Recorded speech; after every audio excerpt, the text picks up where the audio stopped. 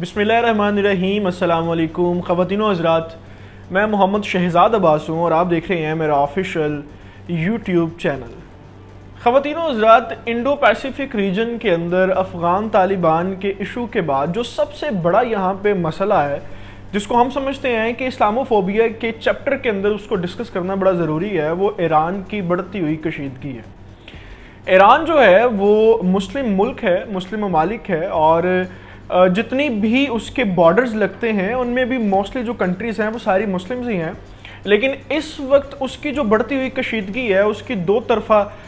Policies जो हैं वो ख़ित्ते के अंदर, इंडो पैसिफिक के अंदर बड़ा एक ज़बरदस्त किस्म का जो है वो चेंज लेकर आ रहे हैं। अब एक तो उसका मसला जो है वो हमने आपको पिछले अपनी वीडियो के अंदर भी डिस्कस किया था कि इसराइल के साथ जो उसका इस वक्त बढ़ता हुआ असर और रसूख है, और इसराइल की जो इस वक्त मिलिट्री लीडरशिप है उसकी तरफ से तो बाकायदा तौर पे इस बात का भी एलानिया किया गया है कि अगर ईरान अपने जो जोहरी हथियार हैं उनको बनाने और उनकी जो मॉनिटरिंग है वो यूएन से नहीं करवाते तो हम बाकायदा तौर पे जंग का ऐलान भी कर सकते हैं। एक तो कशीदगी का मसला है ये ईरान का, यानी जो उसका इसराइल के साथ मामला इस वक्त चल रहा है। दूसरा उसका जो बॉर्डर लाइंस के ऊपर पंजशेर का मामला था अफगान तालिबान के साथ, ताजिकिस्तान के साथ और आज़रबाईजान के साथ, ये दूसरा एक केस है। यानी एक तो जिसको हम जो है वो मुस्लिम कैटेगरी ममालिक जो हैं उसके साथ रखते हैं, और दूसरा जो उसका इसराइल के साथ मामला है वो इस्लामोफोबिया के जो चैप्टर्स हैं उसमें है। और आज जो है वो ये एक बड़ा अहम इशू सामने आया इसराइल की तरफ से, और ईरानी बॉर्डर जो है, जो इराक के एक सरहदी जो ज़िला है उसके अंदर लगता है, जिसको देर अल ज़ोर के नाम से जाना जाता है, उसके अंदर जो है वो कुछ ग्रुप्स थे जिनके नाम आपको बताएंगे। उन ग्रुप्स ने जो है वो ईरानी बॉर्डर में और अल ज़ोर के जो सूबा है उसके अंदर अटैक्स किए हैं और ईरान को बड़ा शदीद किस्म का नुकसान पहुंचाया। उन अटैक्स के पीछे जो था वो इसराइल था, और इसकी एलानिया तौर पे जो ईरानी इंटरनेशनल वेब टीवी है उसने इसके सबूत भी पेश किए हैं, अटैचमेंट्स दिए हैं, और सारी इसके अंदर जो है वो कैटेगरी उन्होंने बताया। वो सारी तफसील हम आपको बताएंगे। और इसमें जो सबसे अहम बात है, यानी इस किस्से में, इस आज की इस कहानी में जो सबसे अहम बात है वो ये है कि ये पाकिस्तान के साथ जो है वो किस तरह से रिलेट कर रहा है। और आज़रबाईजान के एक रुकन पार्लियामेंट ने आज अपनी असम्बली के अंदर, कौमी असम्बली के अंदर, ईरानी जो वज़रात थे उनको मुखातिब करते हुए कहा था कि अगर ईरान आज़रबाईजान के साथ और ताजिकिस्तान के साथ अपने मामलात ठीक नहीं करता तो तेहरान भी पाकिस्तान से ज़्यादा दूर नहीं है। ये जुमला उन्होंने क्यों कहा? हालांकि ये जुमला अगर पाकिस्तान की किसी इस्टेब्लिशमेंट और रुकन पार्लियामेंट की तरफ से कहा जाता तो समझ आता था, लेकिन आज़रबाईजान के जो सेनेटर हैं, रुकन पार्लियामेंट है, उनकी तरफ से जुमला क्यों कहा गया? फिर एक इसी के साथ खबर जो ईरान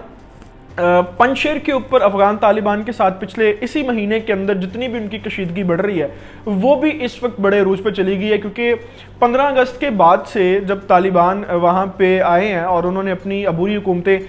बनाई, वज़रा अपने बनाए, मामलात किए, 15 अगस्त से बाद पहली मरतबा अब ये हुआ है कि उन्होंने अपने बॉर्डर्स के ऊपर बाकायदा तौर पे अपनी बदरी फौज जो है उसको तैनात करना शुरू कर दिया। उसकी क्या वजह बनी है, ये 3 अहम खबरें आज अपनी इस वीडियो में आपको बताएंगे। इस वीडियो को मुकम्मल देखिएगा। आपने अभी तक अगर हमारे चैनल को सब्सक्राइब नहीं किया तो उसको प्लीज़ सब्सक्राइब कर लें, बेल आइकन को प्रेस कर लें, क्योंकि एक वाहिद और आसान तरीका है आपके और हमारे साथ का, और इसी चैनल के थ्रू हम आप तक मुस्तनद तरीन खबरें बर वक्त पहुँचाते रहते हैं। सबसे पहले यहाँ पर मैं आपको जो ग्राउंड रिपोर्ट है, ग्राउंड रियलिटी है, उसको बता दूं ताकि आपको खबर जो है उसको समझने में आसानी मिल जाए। आज से कोई 10 एक दिन पहले यूएन के अंदर इसराइल के जो वज़ीर ख़ारजा थे उन्होंने जब बात की तो उन्होंने ये कहा, एलानिया तौर पे ये कहा कि ईरान जो है वो जोहरी हथियार, जो उनकी टेक्निक्स चल रही हैं और जो उनके इस वक्त मामलात चल रहे हैं, वो यूएन की जितनी भी पॉलिसीज़ हैं उनको कतई ताल्लुक़ कर रहे हैं उसके साथ, और उसके ऊपर वो कोई अमल नहीं कर रहे, और जो उसकी मॉनिटरिंग है वो भी यूएन जनरल असम्बली को नहीं मिल रहे। तो ईरान खित्ते के अंदर अपने असर और रसूख को बढ़ाने के लिए, अपनी जो उसकी ताकत है उसको बढ़ाने के लिए काम कर रहा है, जो कि इसराइल के लिए एक बड़ा ज़बरदस्त किस्म का धचका है। तो हम इसको बर्दाश्त नहीं करते। अगर ईरान अपनी इन सारी जोहरी तवानाइत के ऊपर जो है वो हमारी मॉनिटरिंग नहीं करवाता और यूएन जनरल असम्बली की मॉनिटरिंग नहीं करवाता तो हम बाकायदा तौर पे जंग का ऐलान भी कर सकते हैं, और ये स्टेटमेंट उनके चीफ ऑफ आर्मी स्टाफ की तरफ से था। اچھا، اب یہاں سے آگے جانے سے پہلے ایک چیز یہاں پہ جو میں ایڈ کرنا چاہتا ہوں کہ ہماری کوشش یہ ہوتی ہے کہ ہم کسی بھی خبر کو جو ہے وہ اسلاموفوبیا کے چیپٹر کے ساتھ دیکھتے ہیں اور اسی نگاہ سے دیکھتے ہیں. یہاں پہ ایک چیز یہ ہے کہ ابھی آج سے 4 دن پہلے $3 بلین کی انویسٹمنٹ کی ہے امریکہ نے اسرائیل کی آرمی کے ساتھ، صرف اس لیے کہ وہ اپنا دفاع مضبوط کر سکے.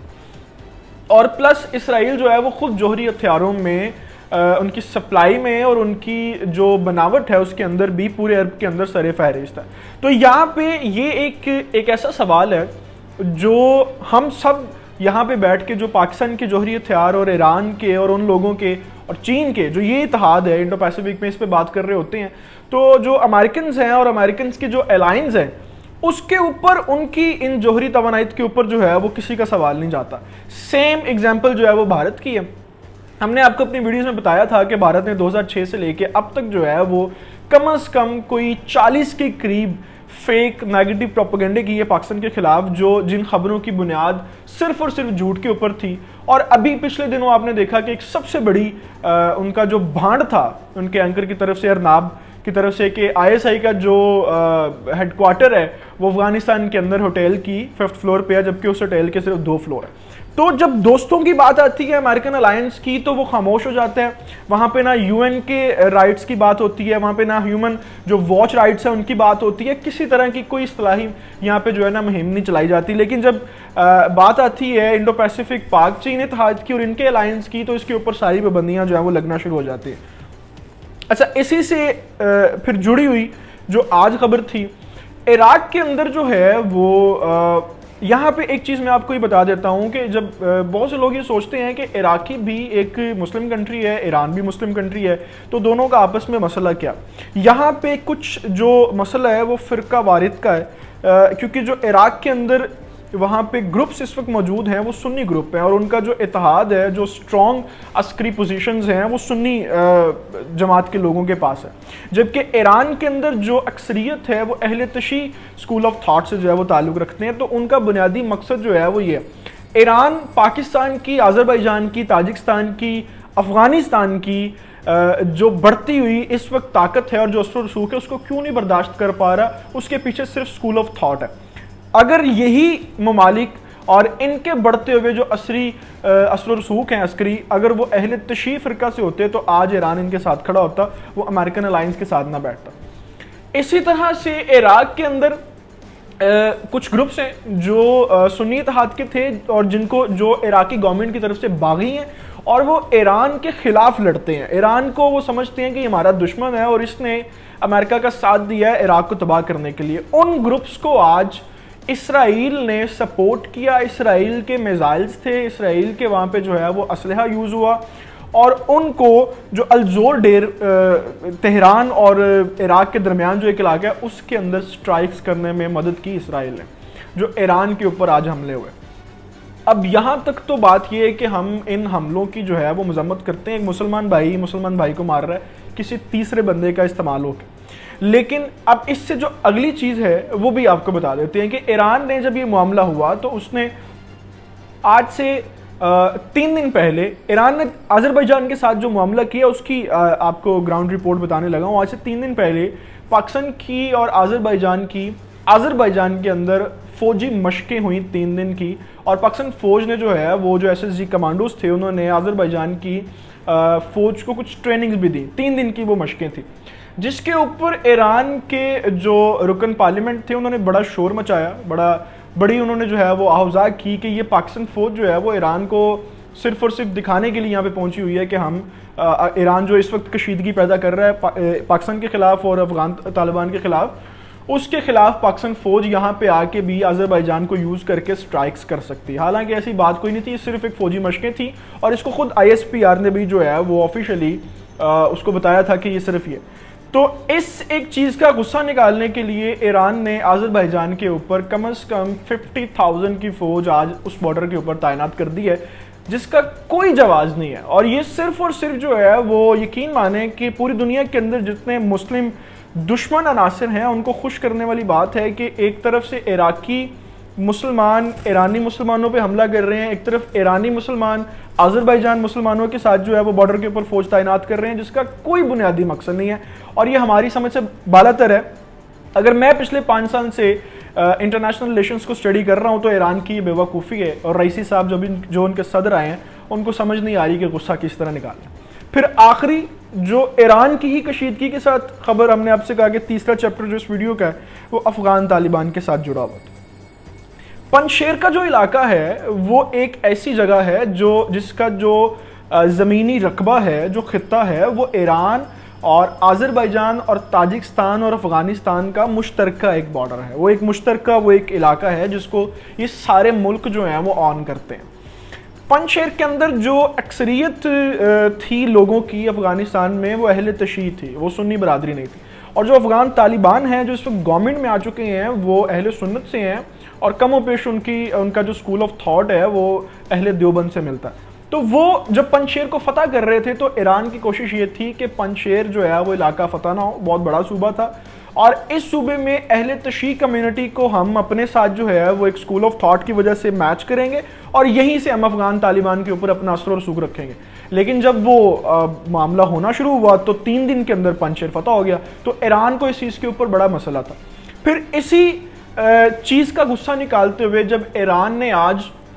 آذربائیجان کے ساتھ اپنی فوج لگائی ہے، تو جب طالبان نے یہ معاملہ دیکھا اور یہ چیز دیکھی، تو جو پنشیر والا وہ ایک ایریا جس میں ایران اور تاجکستان کا بارڈر آتا ہے، اس کے اندر پہلی مرتبہ افغان طالبان نے بھی آج اپنی بدری فوج وہاں پہ تعینات کر دی ہے، اور میری سمجھ سے بالاتر ہے کہ ہم دنیا کو کیا پیغام دے رہے ہیں۔ اس ساری صورتحال کے اوپر جو اس وقت میرے نزدیک جو ڈاٹس کنیکٹ ہو رہے ہیں وہ اس ساری صورتحال کے اندر پاکستان کی اسٹیبلشمنٹ کے نزدیک یہ سب سے بڑا اس وقت جو ہے وہ مرحلہ، دشمن کو مار دینا۔ جو ایک سر فہرست سامنے آپ کے دشمن ہوتا ہے اس کو مار دینا بڑا آسان ہوتا ہے، لیکن آپ کی صفوں کے اندر جو غدار چھپے ہوتے ہیں ان کو نکالنا اور مارنا بڑا مشکل ہوتا ہے۔ تو اس وقت پوری دنیا یہ سمجھ رہی ہے کہ پاکستان اسٹیبلشمنٹ جو ہے وہ واحد ایک ایسی آرگنائزیشن ہے جس کا اثر و رسوخ طالبان کے اوپر بھی ہے، ایران کے اوپر بھی ہے، آذربائیجان کے اوپر بھی ہے اور تاجکستان کے اوپر بھی ہے۔ اب میرے نزدیک ڈاٹس یہ کنیکٹ ہو رہے ہیں کہ اگر ان سارے خطوں کے اندر کچھ بھی برا ہوتا ہے تو دنیا ان سارے ممالک کے اوپر سوال بعد میں اٹھائے گی، ISI کے اوپر سوال پہلے اٹھائے گی۔ اس ساری تفصیل کے ساتھ، اس ساری ڈیٹیل کے ساتھ، گراؤنڈ رپورٹس، ریالٹیز کے ساتھ ابھی تک آپ سے اجازت چاہوں گا۔ ایران کے حوالے سے جو اس وقت ایران کر رہا ہے، ان کی پالیسیز کے حوالے سے آپ کیا سمجھتے ہیں؟ ہمیں کمنٹ سیکشن میں اپنی رائے دیجیے گا۔ میرے لیے آپ کی رائے بڑی اہم ہوتی ہے، میں پڑھتا ہوں، ان کو دیکھتا ہوں، سمجھتا ہوں، سمجھنے کی کوشش کرتا ہوں اور سراہتا بھی ہوں۔ ابھی تک اس ساری ڈیٹیل کے ساتھ آپ سے اجازت چاہوں گا۔ اللہ تعالیٰ سے دعا ہے کہ اللہ تعالیٰ پاکستان کا حامی ناصر ہو، اللہ تعالیٰ پاکستان کے نوجوانوں کا حامی ناصر ہو۔ خدا حافظ۔